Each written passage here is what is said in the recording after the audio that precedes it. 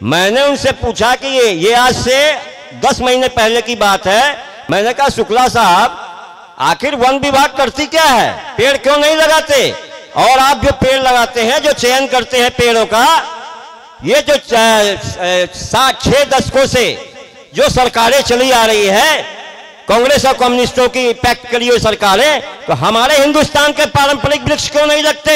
अशोक क्यों नहीं लगते? नीम क्यों नहीं लगते? बरगद क्यों नहीं लगते? ठीक है, तो खैर यहां बोल रहे हैं, मैं तो बहुत ज्यादा बोल देता, लेकिन शॉर्ट में ही बोलूंगा। तो हमारे पारंपरिक वृक्ष रोक दिए गए रोपना। कौन? तो इमारती वृक्ष लगाए जाते थे।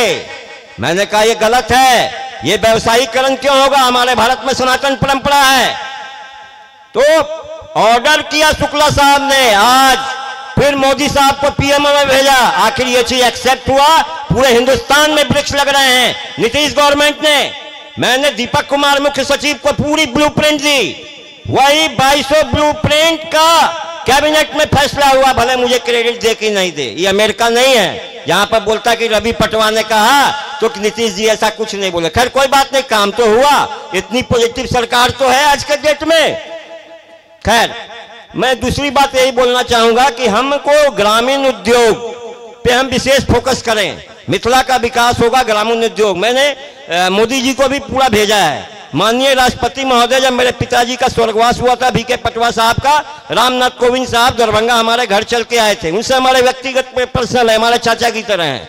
मैंने उनको भी कहा है मिथिला को बहुत बड़ा विकास देना है। केवल बातें करके साथियों संघर्ष करो, हम तुम्हारे साथ हैं, ये सब का जमाना गया। भारत देश हमारा है, उसका संविधान हमारा है, सरकार हमारी है, पॉजिटिव सरकार है। तो हम अपनी सरकार के मदद से काम करेंगे, कर रहे हैं। मोदी जी एक इतिहास पुरुष आया है जिसने कश्मीर 370 हटा के इतिहास रच दिया। आज अयोध्या का हम सपना बचपन से देखते थे, कब वो भी कर दिया। पाक ऑक्युपाइड कश्मीर भी हम लेंगे।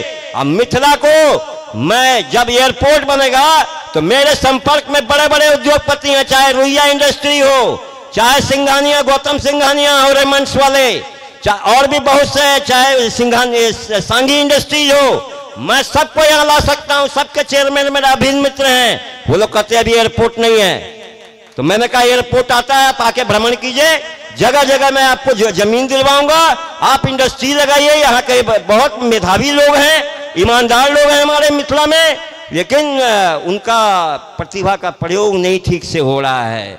चारों ओर निराशावादी नकारात्मक शक्तियां काम कर रही है। तो हम सकारात्मकता लेने, रवि पटवा आपके बीच सकारात्मक शक्ति ऊर्जा लेके आया है, वो मिथिला को स्वर्णिम बनाएगा।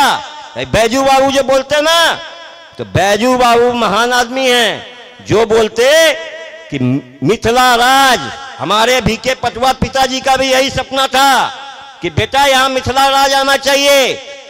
वर्णन करते थे, देखो बैजू बाबू बहुत आगे बढ़ के काम कर रहे हैं, मैं भी कर रहा हूँ, हम लोग सब लोग मिलकर मिथिला राज इसलिए बनाएंगे कि यूनाइटेड स्टेट में छोटे छोटे स्टेट होते हैं, सबकी तरक्की होती है। यहाँ भी सेक्रेटरीट बनेगा।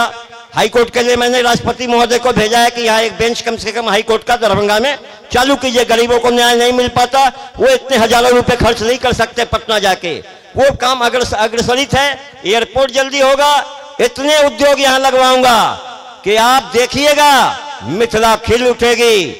एक अशोक पेपर मिल की चर्चा की है बैजू साहब, मैं एक शब्दों में केवल बोलना चाहता हूं।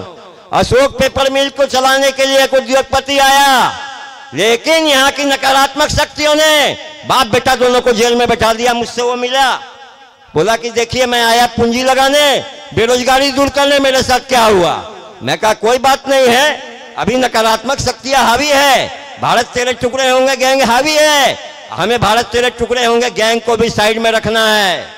हमें पक्का सनातन धर्मी बनना है, हिंदूवादी बनना है, अखंड भारत बनाना है, तभी मिथिला का भी विकास होगा।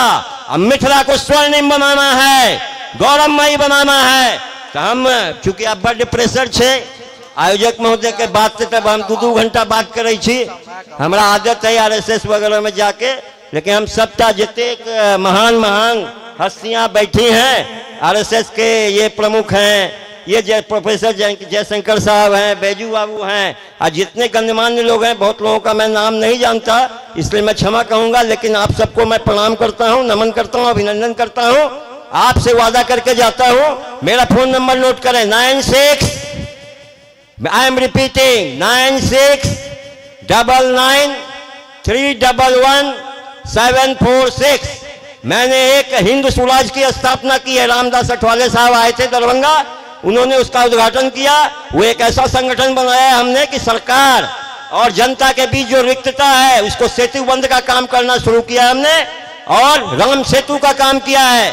कोई भी आईएएस प्रॉब्लम दे, कोई आपको कोर्ट में प्रॉब्लम हो, कुछ भी इंजीनियर काम नहीं करता हो, आप हमें केवल संपर्क करें, हमारी कमेटी काम कराएगी। वो आपको पूर्व मंत्री, पूर्व वाइस चांसलर, पूर्व प्रोफेसर, सब अच्छे अच्छे लोगों की टीम हमारे साथ है। आईएएस कोई भगवान नहीं होता है, रट्टा मार के पढ़ता। आईएएस इतना टॉप होता तो देश का तकदीर यही रहता। इसीलिए तकदीर हमको आपको मिलकर लिखना है। अब मेरे सर पर सवाल है तो अब मैं अंत करूंगा। जय मिथिला, जय मैथिली, जय बिहार, जय हिंदुस्तान, वंदे। एक बार रिपीट कीजिए, वंदे। अरे तेज बोलिए, आप लोग देश का नामों लेने में इतना कंजूसी।